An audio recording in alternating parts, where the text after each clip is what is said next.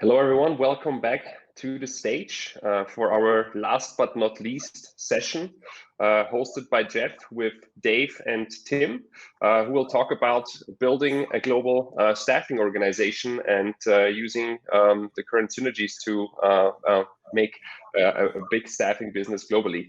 I will hand over to Jeff and now enjoy the session, and then join us after the session for the World Staffing Summit awards ceremony, where we will show the top 15 staffing owners and operators to watch for the next year. Enjoy and see you later. Thank you. Thanks very much, Jan. Excited to be here, guys. And being the final session of the day, we're going to have to bring the energy. And in a traditional conference, I would always announce we're between the audience and the cocktails reception. So if you are feeling like a cocktail, please jump on the bandwagon, have a cocktail while you listen to us. We won't want to hold you up. All right. So as the final session of the day, it's amazing to be part of the World Staffing Summit. It's been an amazing day of content, from diversity to technology to remote work. The content has been second to none, and it's been amazing to be part of it. And want to thank Gustav team and the World Staffing Summit for putting this on and bringing us all together. I know with the current circumstances, it's nice to see a lot of friendly faces over the day that we have seen at different venues over the years and conferences. So without further ado, wanted to bring on the last section here, which is entitled, "It's Never Been Easier to Take Your Staffing Business Global." And, what has really come about in the recent years, this past year, is the idea of border and location is having less and less relevance. And so happy to present on this topic. And I've got some great presenters that are on our panel here today. We've got Dave Nerz from NPA Worldwide Global Networks, Recruitment Networks. And we've got Tim Ozier from, I always get that wrong, Dave, because I come from Canada and I give the Quebec accent on that, but it could be Ozier or Ozier. But I know you're going to correct me. Is a senior director at the MRI Networks. So without anything, just call me early. Yep. I wanted to have you guys introduce yourselves and talk a little bit about your organizations, because they're very unique in the aspect of bringing firms together to help each other expand their businesses. And what you've both experienced and why you're here today is expand their businesses globally. So Dave, take it away. Thanks a lot, Tim or Jeff. I really appreciate it. And hey, before I introduce myself, I want to thank Jan and the people at Gustav. I mean, it really is wonderful to see other people. I know we're all kind of trapped in our houses and doing our deal, but it is great to see other people. My name is Dave Nerz. I am president of NPA Worldwide. NPA Worldwide is a recruitment network. It's a membership organization. Our members are the owners of the network that we run here. And we've been around for 65 years. And our purpose is to help facilitate split placements between our members. With that, Tim.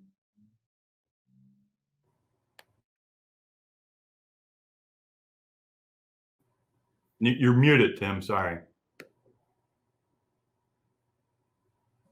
It's a tough way to start off, for sure. Is that better? Yes. And it is Tim Ozier, but again, call me whatever, just as long as you call me early in the opportunity. So yeah, I work for MRI Network. We are a global organization of franchise owners. We have about 400 network members in the US and across the globe. Also been around for a while, Dave. We were founded in 1965. So I don't know where that puts us now, somewhere in the neighborhood of 60 years or so, right? So, and yeah, we, like I said, we are global, and we are always looking for opportunities to expand our business, both domestically and with our clients and new clients overseas as well too.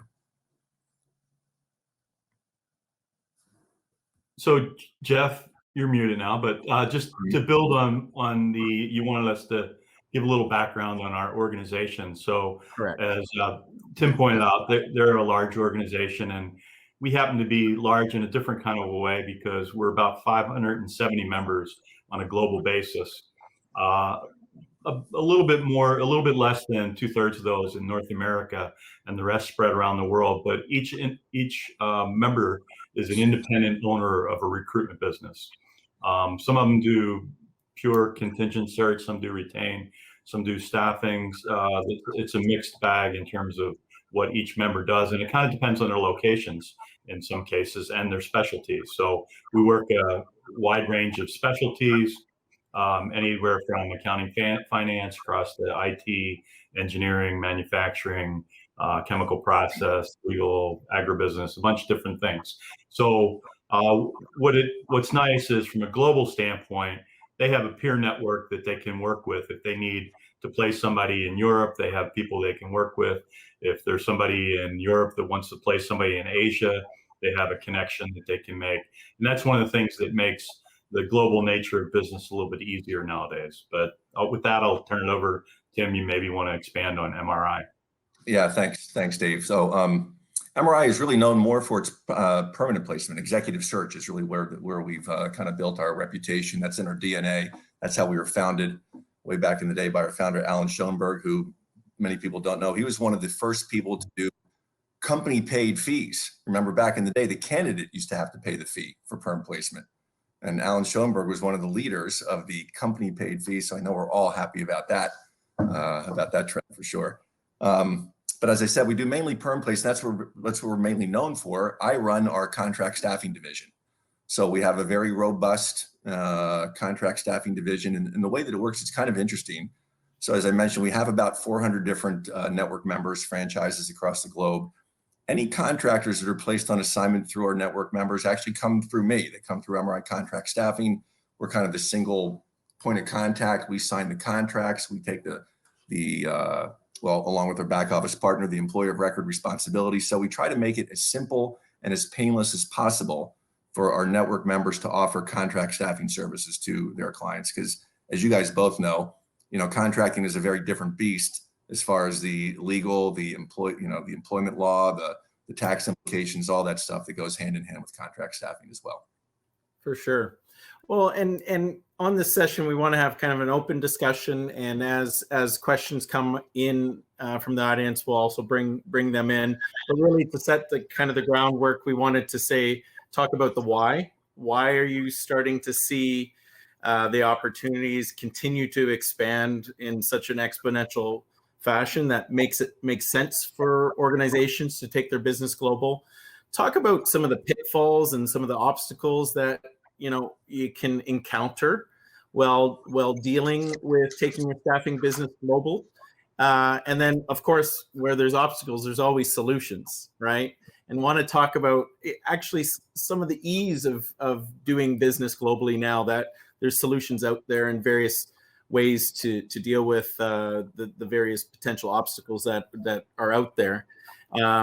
And then if there's any case studies of members that you have within your organizations that have said, okay, let's attack this global business and go after it. It'd be great to hear from you guys some success stories as well. So, in thinking about going global, the audience is really a global audience, which has been fantastic. But the SIA stats it's about a $3.6 trillion market now that's out there in the contingent workforce and the contract staffing business and the gig economy altogether. The US makes up about 30% of it, which is significant. But when you only think it's 30%, wow, there's a big market out there. And SIA stats, there is about 14 major markets out there that make up about 87% of the total market, including Japan, UK, France, Germany, the Netherlands, Canada, and Australia. Some fairly sizable markets that have a lot of spend and usage of staffing and recruiter services. So there is a big market out there outside of your borders. So whoever's listening, wherever you are, looking outside of your borders has never been easier, and there's lots of opportunities to increase your business. The venue we're talking today on a remote basis around the world is a testament to that. And so Dave and Tim, you can trade off on this, but what are some of the opportunities and why are your members really starting to think global? Is it a client-driven basis? Is it demographics? Is it the talent? What are some of the trends in the opportunities you're seeing? Why? I'll jump in, Dave, if you want. I'll kind of, that was a lot to unravel there, Jeff. So let me get piece by piece. First of all, the title of our session, it's never been easier. So I've been doing this for 8 years internationally, domestic contract staffing for a lot longer than that, about 25. I don't know what it was like 8 years ago, but it's not easy now. So we should probably, maybe take, the time is absolutely right. The market is huge. That it's even more important for us to focus on international business for sure, to keep our clients and our candidates happy. But to say it's easy, yeah, it's not easy per se, because especially on the contract staffing side, I think it's a little bit different on the perm placement. But with contract staffing, you've got so many legal, international tax situations, immigration laws, things like that. So there are a lot of moving pieces to the business. But if you align with a good partner that can help you kind of work your way through the back alleys of all those different areas that you might have to deal with, then you'll be in good shape. I think one thing that I've said frequently about the business that I'm in, contract staffing and interim solutions, is it's really kind of like two different businesses. There's the talent acquisition. You have to go find your client and find your candidate and make that match. That's what we do as recruiters. That's where we really add value, is by finding high quality people to put to work for our clients. But there's that whole other piece, that whole very important piece of paying and billing and collecting and making sure that we're complying with all the rules and regulations, either in the US or elsewhere.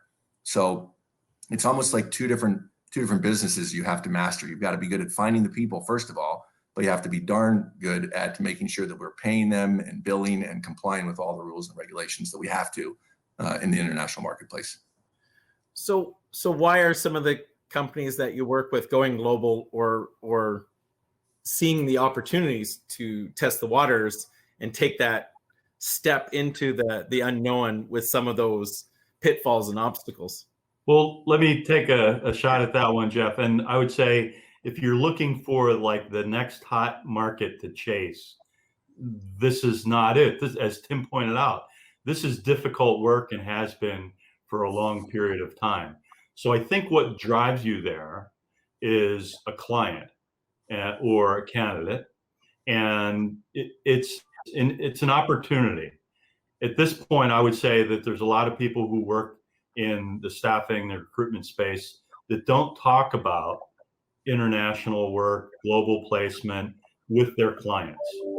That's a missed opportunity, because at some point, your client is going to come across the need. They need to know that you have that ability, and you're really a problem solver for them at that point, because the HR person that wakes up in the UK on Thursday morning, and somebody tells them they need to have temporary contract assignment for some sort of work in Canada within 2 weeks, that's a problem.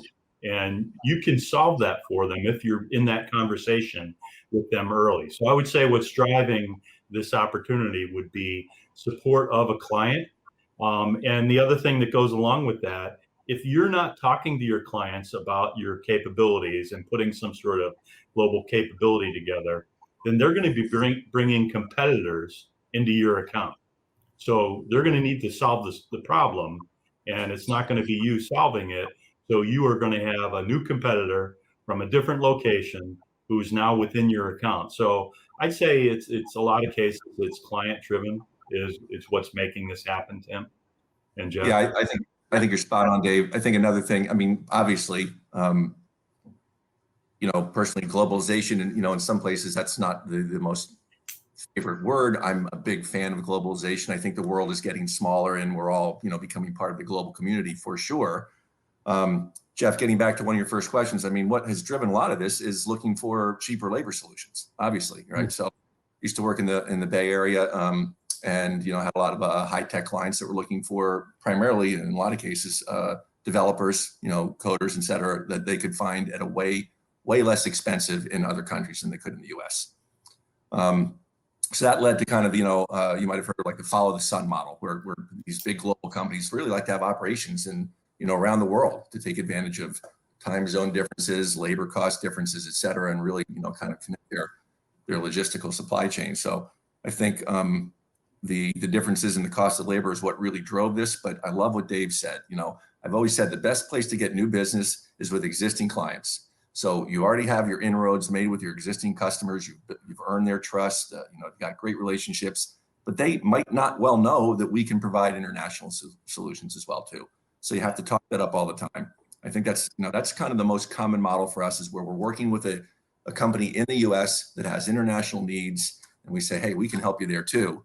And then that develops into a good opportunity. Yeah, and there was a lot of conversation on other sessions around vendor consolidation and optimization. And when that happens in these procurement models, it often bubbles up to who can do the most for us. And in a lot of cases, if it's an international or multinational client, they will look to the multinational capabilities of their vendor community to say, well, if you can help us in 10 different countries versus just one, that will rank you higher in these procurement mechanisms. And especially when they're starting to roll out the large MSP programs and the contingent workforce programs around the world now to gain visibility into their total spend worldwide and their headcount and risk and all those other things that traditional programs that have centralized wanted to do. They're going to look to you as the vendors, right, to say, can you help us in these multiple locations? So you guys are 100% correct on the client need, and being able to offer that is fantastic. I'd say the other reality that's going to change things a lot in the short term is COVID. So what's happened around the world, I was just communicating with one of our former board directors today, and he's in Indonesia. He worked in an office forever and ever, and now he's been at home for a year. We have, I don't know how many of us are now working from home. Our employers, our managers, our leaders didn't believe we were working when we were at home at one point. That myth has been broken, and I think the permanence of place is less important to employers than it was in years past. That's going to change the way they look at their labor forces. So if you think back, 10 years ago, people were looking outside of their resident markets for lower cost labor, or things like accounting or overnight engineering or CAD development work, or all sorts of things were being done in remote markets because of labor costs. And there were only big companies that had confidence in doing that. But now that managers and companies have found that they can have remote workforces and still be full functioning, maybe even more productive in some cases, it's going to open up a world of opportunity, no pun intended. Yeah, it really has accelerated the business models that were starting to get some traction. The last year has truly accelerated a number of the different business models and the way we're starting to think about work as well. We in our industry, in the staffing industry, are always thinking about what's the future of work look like. But when the traditional USA Today or Forbes magazine or all of the media out there, they're all talking about what's the future of work going to look like, because quite honestly, the way we work changed overnight in March. We all just started to do this, and I often will laugh, but I will get up in the morning and I say, I'm going to go zoom around the world, which would have taken 4 different flights and 3 days of travel from here to there to everywhere, and a lot of logistics and time consumption. Whereas I can wake up in the morning and be in 15 different countries throughout the day. So really the idea of how we're going to work and the talent pools as well. So it's finding clients. How will you find global clients? Well, use your existing client base to maybe bring you international, or vice versa. You know, good prospectors now can hop on a Zoom call with someone in the UK, and it's not about taking them to the coffee shop anymore because the coffee shop is closed with most of the lockdowns around the world. And they can then say, hey, give their value prop to someone in a different jurisdiction very quickly.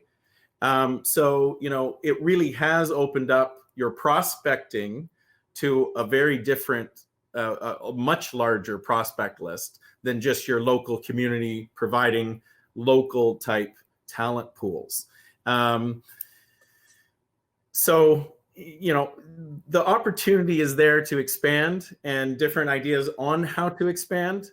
Some of the potential obstacles or other things that your members or you've seen through experience in going global is, you know, there's also the talent side of it. And I think I've answered some of the questioning around talent pools. But it used to be very much you would want a local recruiter doing the recruitment locally because they were in that network, they had history there, and there was lots of referrals on a personalized basis. You know, how has that changed now? And is that making it easier to recruit globally with the different ways we're doing business now with remote work, remote talent, easier to access through technology? What are some ideas on finding talent as a big part of, because that's our assets that we sell to the clients? Mute. I can't hear.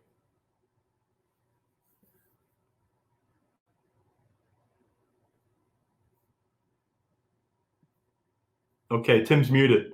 I mean, I think that, Jeff, I think talent obviously needs to be found locally. I mean, moving talent is not, I've not seen any evidence of that being a reality. So in every case, I mean, the market where you want people has to be the market where you look for people. You don't define the location for the job and then find people to move to it. That's not really effective in employment or in recruitment. So I think in a lot of cases, you're either going to have to develop that capability to find local talent someplace outside of your local market, or you're going to have to develop connections with people who can work with you to do that. And Tim, you might have some different perspective on that. Still muted. Oh.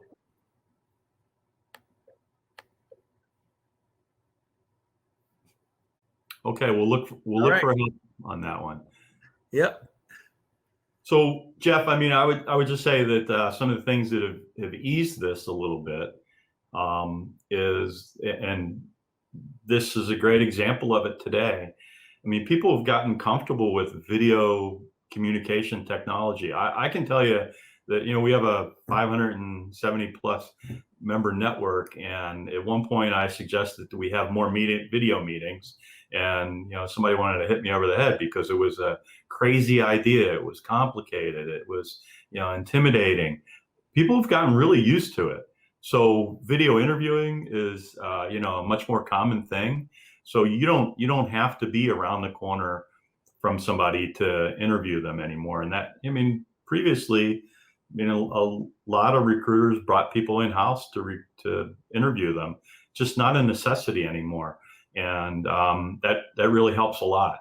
That, you know, that has changed in very recent times. I would say in the last year, it's become very commonplace. There's still some things that are quite difficult for people. You know, time is a difficult one. You know, different time zones. I don't know. I turn my phone off at a certain point because I was getting tired of the, early morning calls. But time zones are real, and they're a challenge to navigate through. So, there's great tools for working through that too. Tim, you're back on it. All right. I am back. Any luck? Yeah. Can you hear me? Okay. I swear I'm familiar with the microphone icon. I did not have it muted. I don't know what was going on there, but I got a little bit of a different spin on this. I would say that, we use the term easy. I do agree that it's easier than ever to find talent all over the world. I mean, we've got recruiters that sit in, I'll give you an example, Shreveport, Louisiana. One of my top recruiters works out of Shreveport, and he finds people in Israel, in Australia, in Belgium, in Germany, you name it. He is fantastic, and you don't have to be there. However, on the contract staffing side, there are many countries where you do have to have a brick and mortar location in that country to legally employ contractors.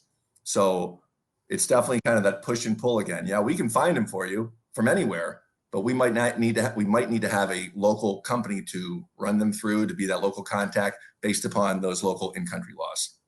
Well, and we've actually seen that with a lot of our clients where they had international talent on work visas in the US.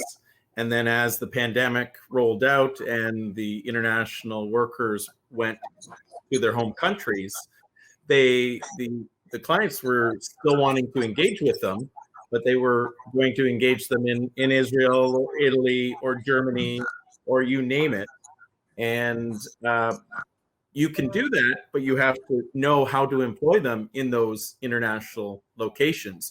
You can't pay them through your U.S. payroll, pay U.S. remittances for an international employee, right? You'll have to employ them in their home country and do the remittances in those countries. So finding solutions around that is key, right? Hey, Jeff, you just mentioned something really important, the whole paying and billing in the same currency, because it doesn't always work out that way. You have to when you talk to your clients, you're letting them know, hey, if I'm going to pay in, Australian dollars, we want to bill you in Australian dollars too, to avoid any type of negative impact from exchange rate fluctuations and stuff like that. So super important to get those lined up. Yeah, for sure. And so, I know there's solutions out there, but I'm going to bring it up to you guys to talk about some of the solutions you've seen to some of these unique situations as you go across international boundaries, some of the solutions you've seen out there to help with certain issues around currency or employment law or payroll taxes. How have different members and your organizations helped out? Are there solutions out there? Well, I mean, personally, I feel that you ought to do what you do well, and hopefully that's recruiting. And you ought to be recruiting the right people to fill the roles, and you ought to let somebody else, and in Tim's case, it's built into the network, but in other cases, you have to look outside and you have to find somebody that what they do is they function as employer of record, or they handle the payments and the tax processing and all that. I don't think it's wise to.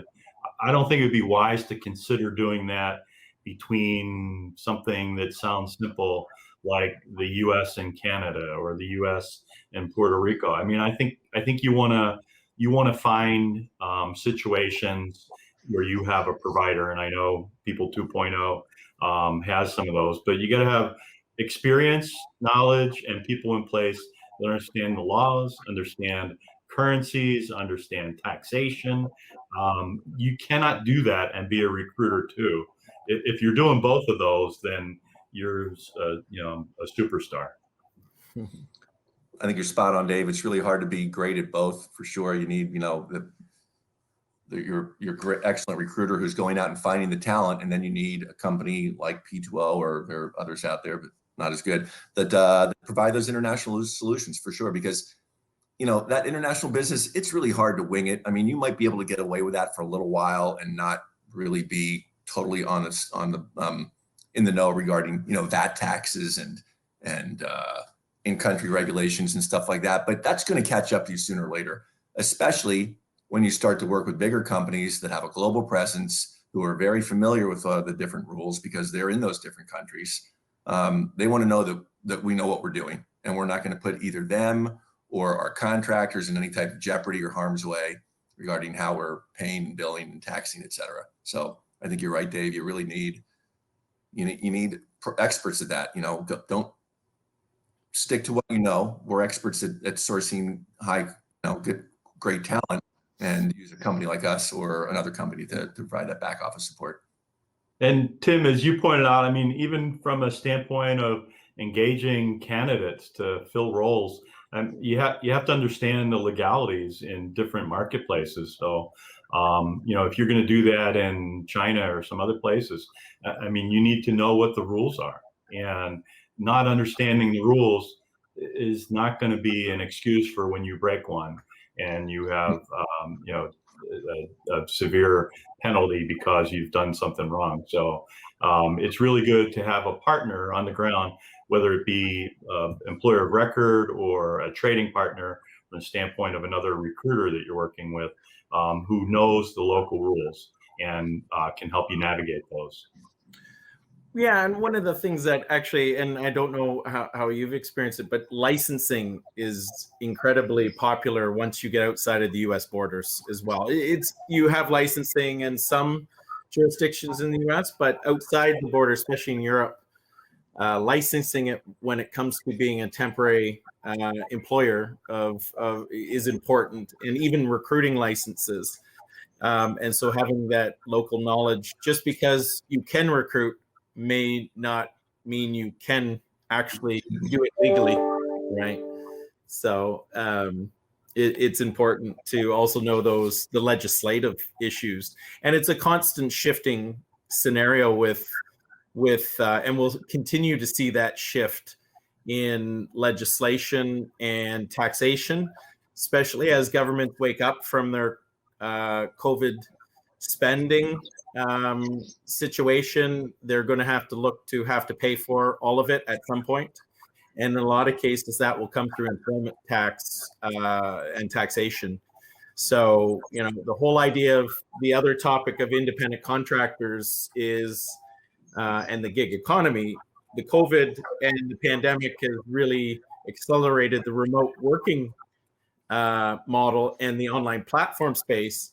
But the whole increase in the gig economy, it just doesn't mean everybody's independent contractors. And I'm not sure how much experience each of you have with that, but are you starting to see a shift towards more independent contractors or less? Issues with that? I know, of course, in the US, it's a very popular topic around misclassification of independent contractors. But are you seeing that on an international basis as well, and some solutions around that? Yeah, great question, Jeff.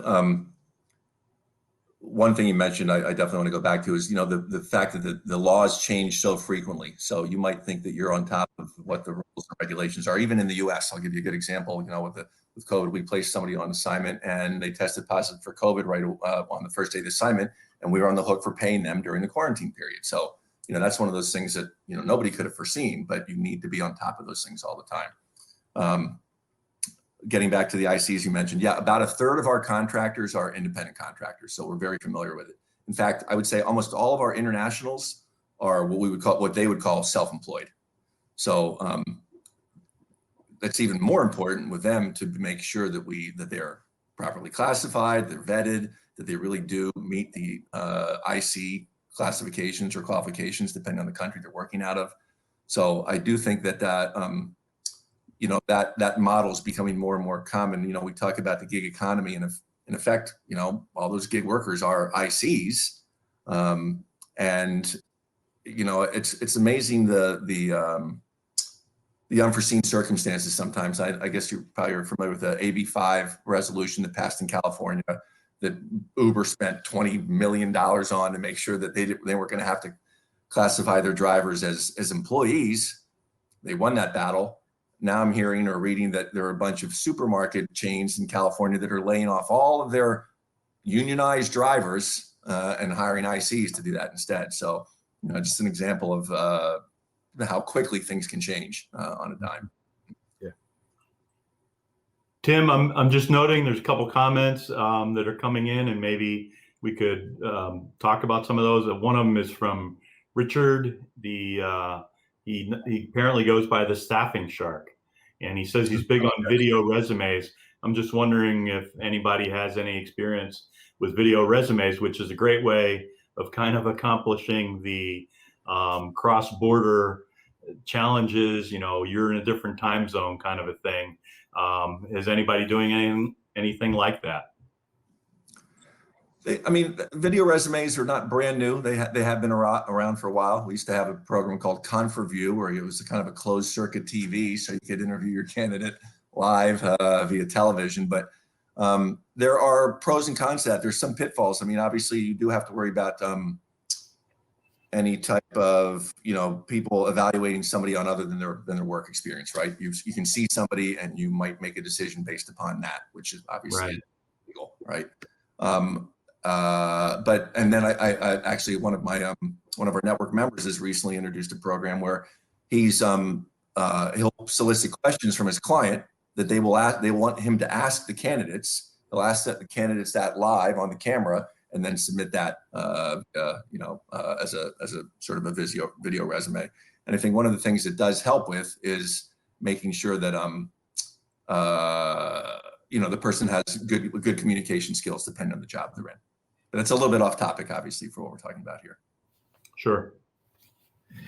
But there's the time zones, but there's also cultural differences as well. And on the heels of the diversity conversation we had slightly earlier in the session here, just before ours, the cultural norms in doing business internationally, are they an obstacle? How has some of your members overcome that? Language barriers, these types of things. What are you seeing as some best practices to overcome some of those cultural differences? Is it hire staff locally? Is it hire diverse talent on your teams to go after those target markets? What have you seen with some of your members? I think everybody, is unique, and it kind of depends where the home country is and where the need is. So, where the client is based and where the job's going to be located. So some of them are more complex than others.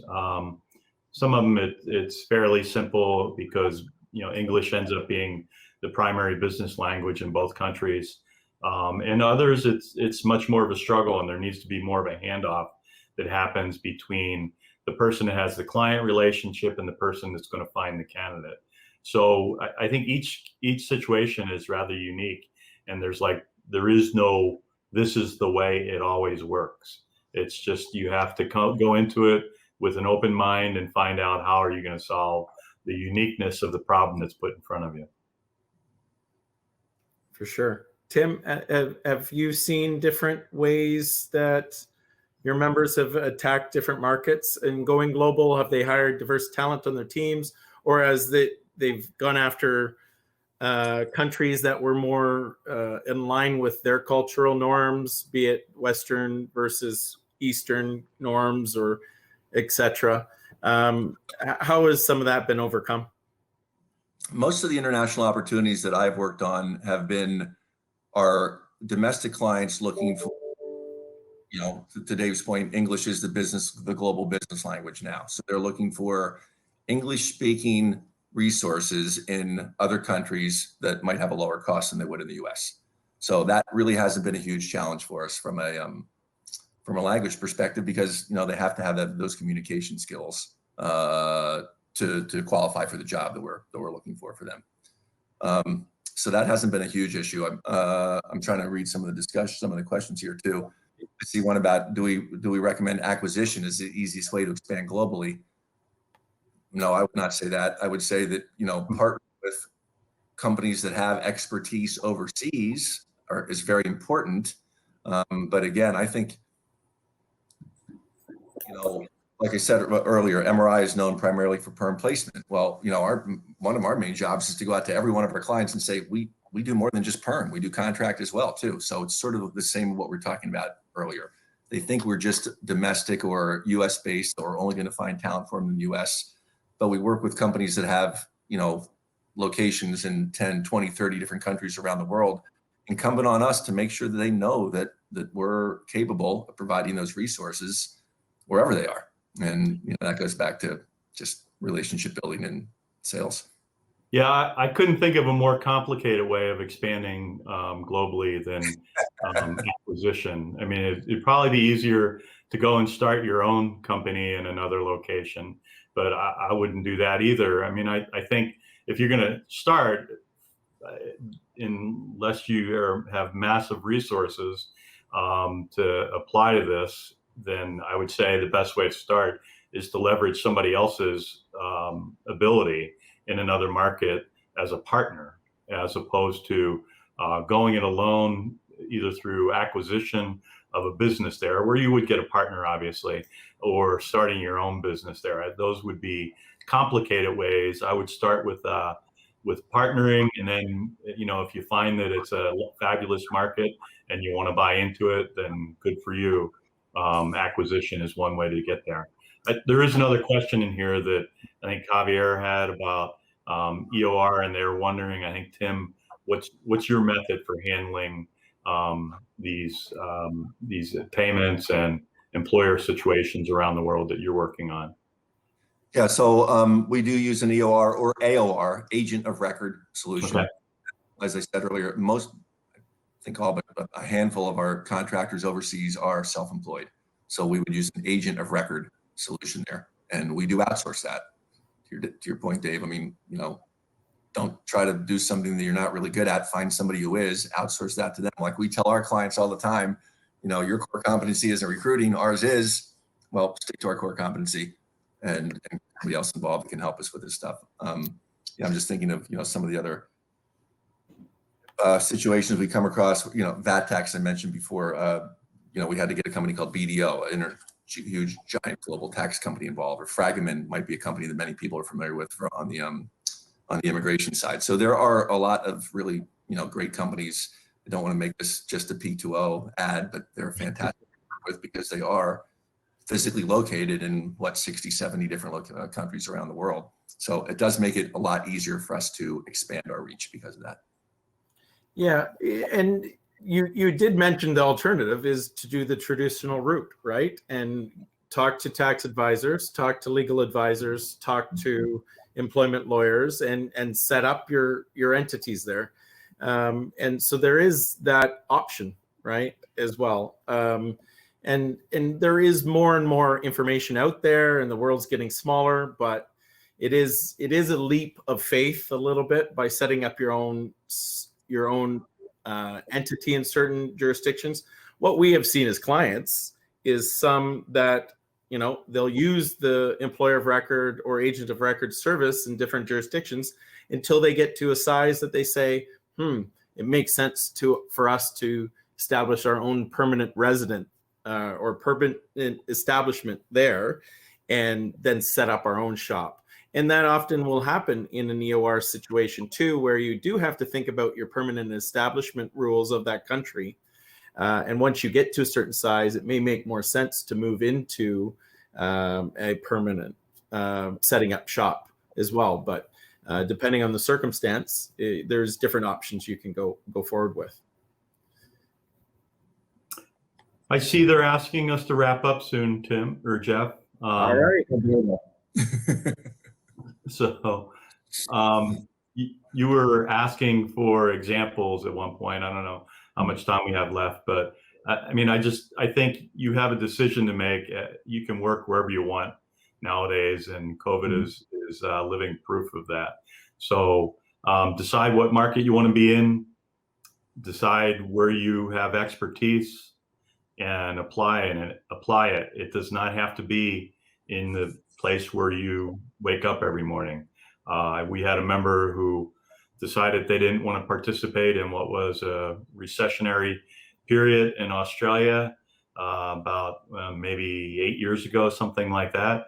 He just decided he would no longer work jobs in Australia. He would work jobs in North America. And his business completely shifted to a North American focus over a matter of months. And he didn't participate in the local recession, but rather participated in what was a more stable economy in another part of the world. So you have a lot of flexibility nowadays. Think about it and apply it. Tim, closing remarks?